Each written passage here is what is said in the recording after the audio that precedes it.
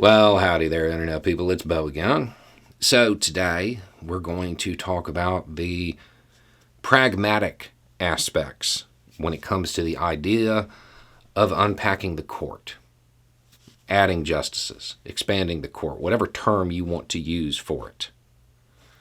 Because there are a whole lot of people who are now definitely looking at that as the route to go. And I got to be honest, it's the only route I see. It's not the one that I choose. It's literally the only one that seems really viable to me. But then you are faced with the pragmatic aspects of it. Does the Democratic Party have the ability to do that right now? They don't. They don't. I know somebody's going to say, they control the House and the Senate. No, they really don't. They don't control the Senate. They control it in name, on paper, but they really need 2 or 3 more seats to really have control. So we're heading into the midterms, and the Republican Party has unintentionally, I'm sure, energized the Democratic base. If the Democratic Party walks out of the midterms holding on to the House, picking up just a few seats in the Senate, well, then pragmatically, yeah, they can do it. But then we have to wonder if they will, right? Because there's that question. Because in a lot of ways, it is beneficial for the Democratic Party, for the Republican Party to have done this. It helps them a lot.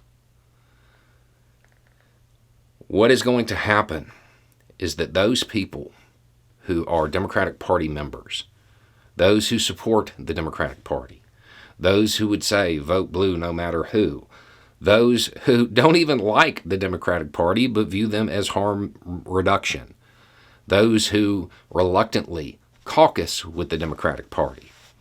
Everybody is going to find themselves in a situation that Trump supporters found themselves in.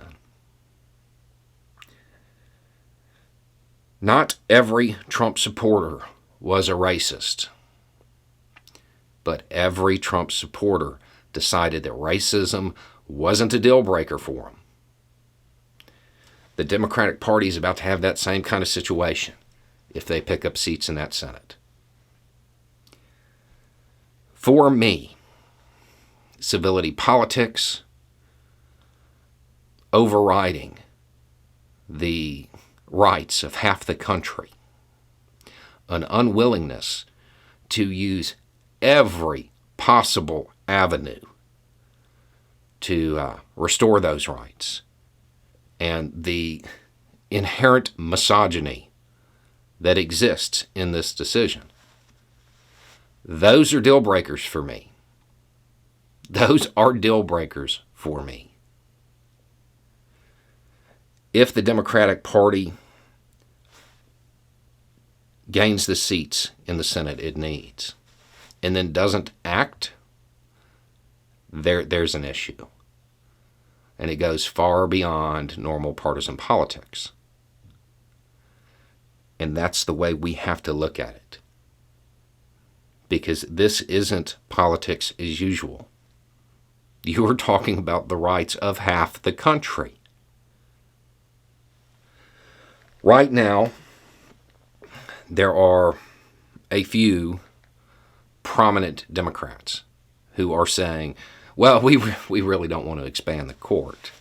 And I get it.